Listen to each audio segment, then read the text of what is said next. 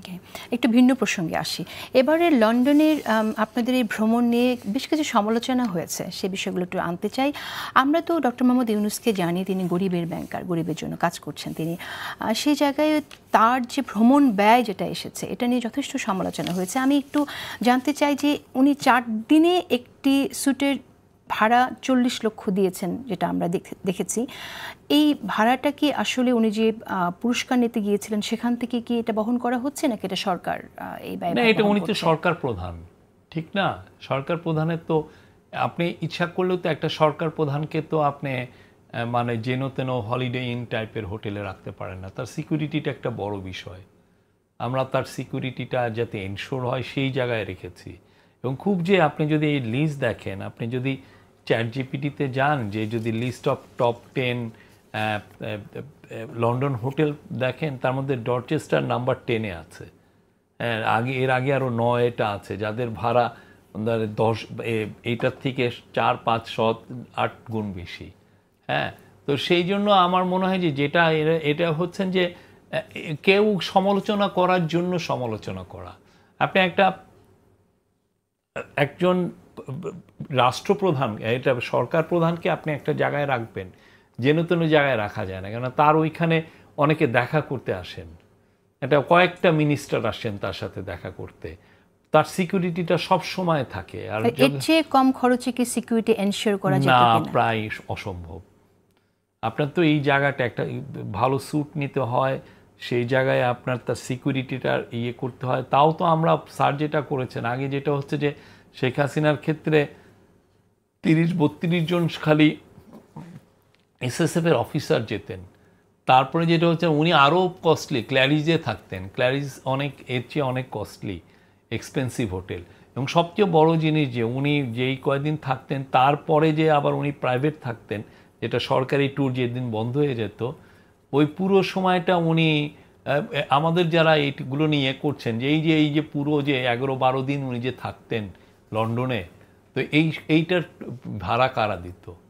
তারপর হচ্ছে যে দেখেন ওই 11-12 দিনের তার যে প্রাইভেট সিকিউরিটি রাখতেন উনি, কিন্তু আমরা তো নিশ্চয়ই সেই রেজিমকে ফলো করব না, নিশ্চয়ই আমরা ফলো করছি না। বাট আমরা বলছি যে এই যে কষ্টের কথা বলা হচ্ছে, এটা একদম বেয়ার মিনিমাম। এটার চেয়ে আপনি একজন সরকার প্রধানকে এর চেয়ে কম ইয়েতে রাখা যায় না। তাহলে আর কি আমাদেরকে তো তাহলে সিরিয়াসলি তো নিতে হবে, ঠিক না? আমার একটা তো আছে, স্ট্যান্ডিং আছে তো, ঠিক না?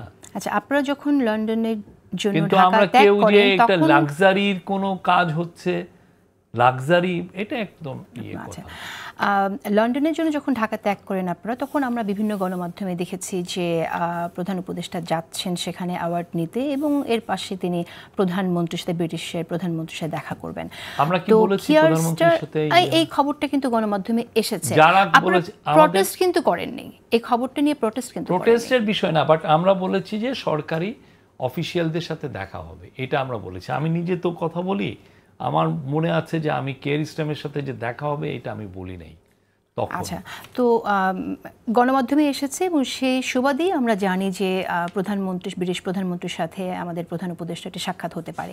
সেই সাক্ষাৎটি হলো না, কিন্তু এটি নিয়ে যে ঘটনাটি ঘটলো সেটা খুব একটা শুভকর, ভালো না আমি বলবো। কারণ হচ্ছে যে ওখানে আপনার ব্রিটিশ প্রধানমন্ত্রীর সাথে অ্যাপয়েন্টমেন্ট ছাড়াই যাওয়া হয়েছে, এবং সেটা পরে আমরা দেখলাম যেটা। এবং আপনি সেক্ষেত্রে বলেছেন যে ব্রিটেনের প্রধানমন্ত্রী কানাডায় যখন তিনি আসলে দেশেই ছিল, এই ঘটনাটা কিভাবে ঘটলো একটু আমাকে বলেন। কানাডার বিষয়টা বলি, সেটা হচ্ছে যে আমার যে শব্দ চয়নটা আপনি যদি দেখেন, আমি বলছি উনি সম্ভবত শব্দটা বলেছি, কিন্তু যেটা হচ্ছে ঢাকায় যারা এটা নিয়ে অনেক আমাকে এটা নিয়ে কথা বলেছেন, তারা এই সম্ভবত শব্দটা ফেলে দিয়েছেন যে উনি কানাডায় আছেন। আমি বলছি উনি সম্ভবত কানাডায় আছেন। এবং আর একটা সেন্টেন্সও আমি বলেছি যে এটা আমাদেরকে কে বলেছে, একটা ব্রিটিশ লেবার পার্টির এক এমপি। এমপিটাকে রূপা হক এসে স্যারকে বলছেন যে ওনার অ্যাপয়েন্টমেন্ট পাওয়াটা টাফ হবে, উনি কানাডায় থাকতে পারেন এখন, যেহেতু G7 এর মিটিং হচ্ছে। এটা এই বিষয়টা কি করে হলো? কারণ Rupa Haque is a part of the government, উনি জানেন না যে তিনি তার প্রধানমন্ত্রী দেশে আছেন? অনেকজন ছিলেন। ওনার যেটা হয়েছে যে আমার ডাবল চেক করা উচিত ছিল। আমি যেটা করেছি ডাবল চেক না করে আমি বলছি সম্ভবত আমি শব্দ, আপনি যদি আমার অরিজিনাল অডিওটা যেখানে আমি কথাটা বলেছি আপনি যদি ভিডিওটা নেন, আমি কিন্তু ওইটা বলেছি। আমরা কিন্তু বলি নাই যে এটা হবেই, সম্ভবত বলেছি। আর যেটা বলেছেন যে এইটা পুরো ট্যুরটা ছিল প্রফেসর ইউনূসকে রাজা চার্লস III তাকে পুরস্কার দিচ্ছেন, এটা খুবই প্রেস্টিজিয়াস একটা পুরস্কার, এবং এই পুরস্কারের সাথে প্রসঙ্গে আমি আসবো।